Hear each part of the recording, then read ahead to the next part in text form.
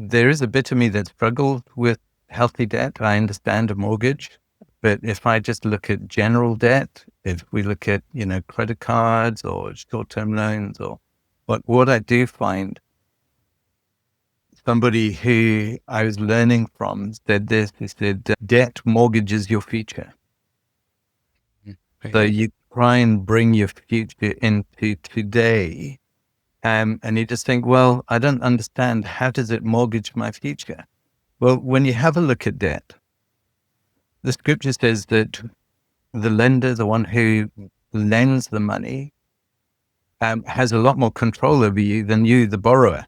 Mm. So the scriptures, the borrower is slave to the lender. So you have a look at that today. I have a mortgage. I suddenly made redundant. I can't find a job for 6 months, maybe longer.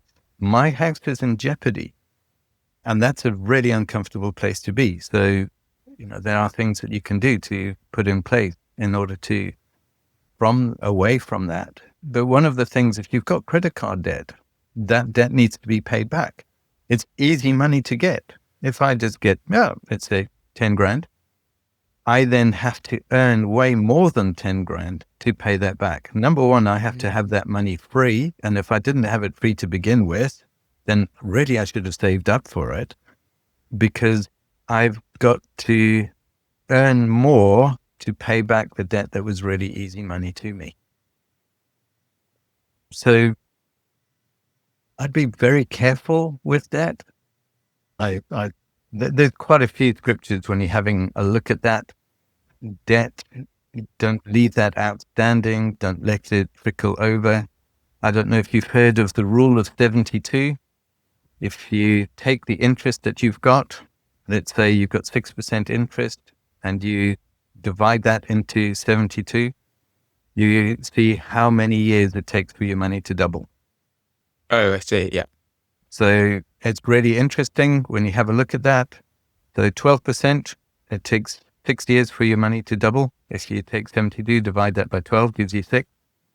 If you have credit card debt, 29%, just take a couple of years, maybe a bit more, to double the money. So credit card debt, I think if you want to clear that as soon as possible, you don't want to be paying interest on that, because the credit card owners, they're the winners. Okay. I understand, that makes sense. And I guess looking at the flip side of the rule of 72, because I've heard of it from like a kind of compounding effect. So for Yeah. example, if you're, getting a 7% return and it takes like roughly 10 years for that to double, and kind of looking at that from, again, a biblical perspective, what would you say about savings and investments? Because we don't really hear a lot about how that could be aligned with Christian principles. Okay. So I think this comes back to purpose. Absolutely, we should have savings and investments. We've got plans in the future, goals that we might want to achieve in the future. So if, let's say, for example, I put money into a savings account, and I have got a goal in 10 years' time, for example. I know that in 10 years' time, I need, let's just keep it easy, I need £10,000 in 10 years' time, because Yeah. I want to take 6 months out and I want to go onto the mission fields, for example, whatever that goal is. Okay. In 10 years' time, inflation inflation is what happens to prices. So a price at the start of the year will be higher at the end of the year, would definitely be higher in 10 years' time.